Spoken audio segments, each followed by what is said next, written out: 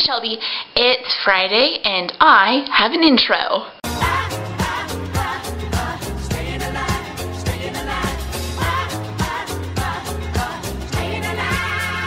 I hope the Bee Gees don't come and try to sue me for taking part of their song and putting it in the intro. I just realized now that that might be violating copyright laws.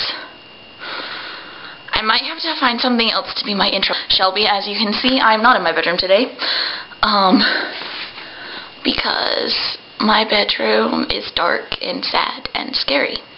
So I thought I'd better find a new venue for my last few vlogs before I move away. Today's book stand is brought to you by Othello, Steak, Mormon Doctrine, and The Long Masquerade. Today I'm going to talk about the Olympics and why the Olympics are awesome.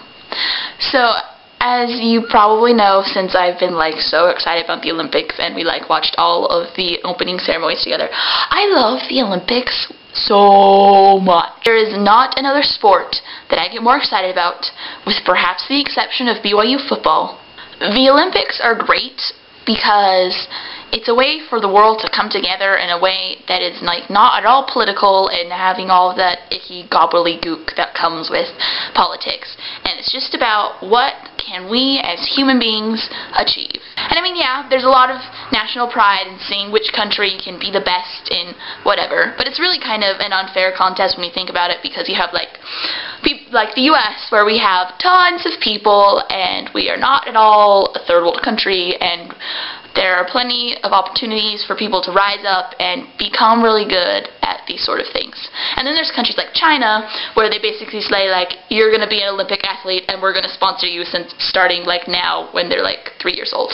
So there is a little bit of unfairness in it, especially when you have countries like Egypt, and they've had tons of political upheaval and stuff, but they're still able to send, Olympic athletes. And I think that's what's cool. Pretty much no matter what's happening, the world can come together and have this little competition.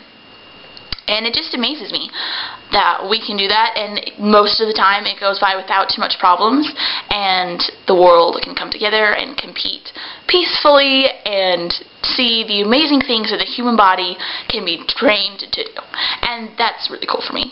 Especially since, as a person who's not at all athletic, I really like to see people who are super athletic do things. Because it's I can't do that, but somebody else can. I also think the time that I am ever the most patriotic is probably the Olympic Games. That's also probably when I'm the least patriotic too, because there's some things where I'm yes, the US has to win, beat them. And then when other sports, it's other events, it's I don't want US to win because I want this one underdog country to take it. The thing that I find interesting about the Olympics is no matter what sport it is, or whatever event it is, I find it to be interesting. And I mean, it might just be me, because some people find badminton to be boring no matter what. But for me, watching Olympic badminton is totally awesome. And I mean, I probably wouldn't watch badminton in real life.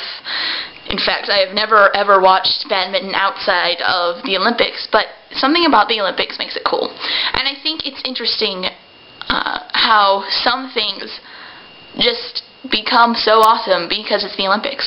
Because I mean, there's world championships for badminton. I think, from what I understand from the commentary, there's world championships for badminton, but nobody really cares about it unless you play badminton, of course. But nobody cares about it unless it's in the Olympics. So what about the Olympics makes stuff like that so interesting? And I think it's true for any sport or any event in the Olympics. Because in gymnastics, for example, I love watching the gymnastics in the Olympics. It's one of my favorite things to watch. But outside of the Olympics, I don't ever watch gymnastics. And it's not so I wouldn't ever watch the World Championship gymnastics. I think that'd be so cool.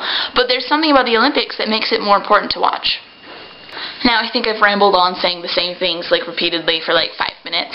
I should probably end my vlog now. I'm excited for us to have to vlog at least once a week, because I think that's a good rule to have. Otherwise, I don't know how often I vlog. I feel I don't have very many creative things to say. By the way, we have 2 subscribers. That's not you or I or my little sister, which is exciting to me.